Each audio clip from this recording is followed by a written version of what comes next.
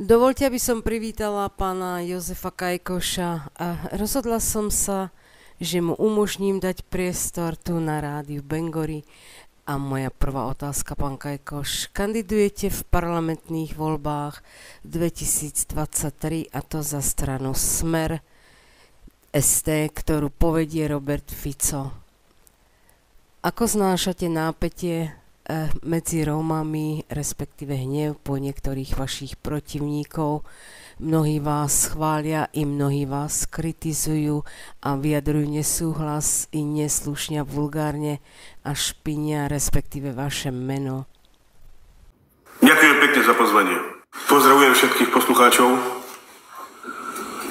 Ako to znášam? No, je to veľmi ťažké v živote.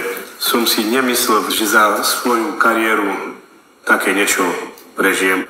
Veľmi ma to mrzí, že Róm kritizuje a nadáva na Róma. To je veľmi smutné.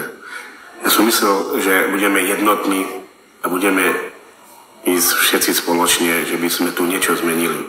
A že som sa rozhodol pre stranu Smer len preto, lebo tam je potenciál, že strana Smer vyhrá voľby a budem tam jeden Róm, ktorý bude zastupovať Rómov po celom Slovensku.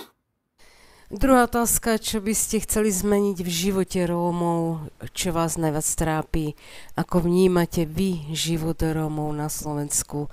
Máte rovnaký pocit ako ja, že Polákovci rozbehli veľkú kampaň, ako kedysi sa im to podarilo v roku 2020 a myslím si, že toho roku je veľká konkurencia a doslova sa až tlačia dopredu a predbiehajú všetky kandidátov a strany. Nakoniec sme boli i svedkami, kedy Matovič narušil tlačovku Smeru, prišlo aj na peste a kopánce. Proste svojou kampaňou to až niekedy preháňajú.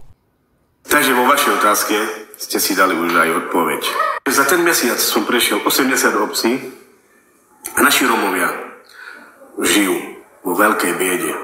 A za tie roky vládnutia pána Poláka a Matoviča sa nič nezmenilo. Tí ľudia za celý čas nenaštívili ani jednu osadu. Všade sa reprezentujú, že robia kus práce pre Rómov. Ale ja za ten mesiac, čo som prešiel tie osady, som tie výsledky nevidel.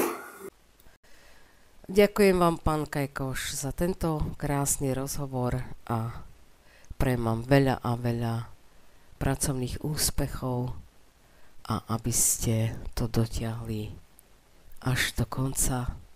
Je to veľký nápor, voľby, kampania a tak ďalej. V komentároch som si všimla, že vás veľa Rómov z rôznych osád pozýva, aby ste navštívili i tieto osady, kde vás pozývajú. Viem, že je to náročné, nemôžete všetko stíhať, ale prajem vám všetko dobré a ešte raz veľmi pekne ďakujem.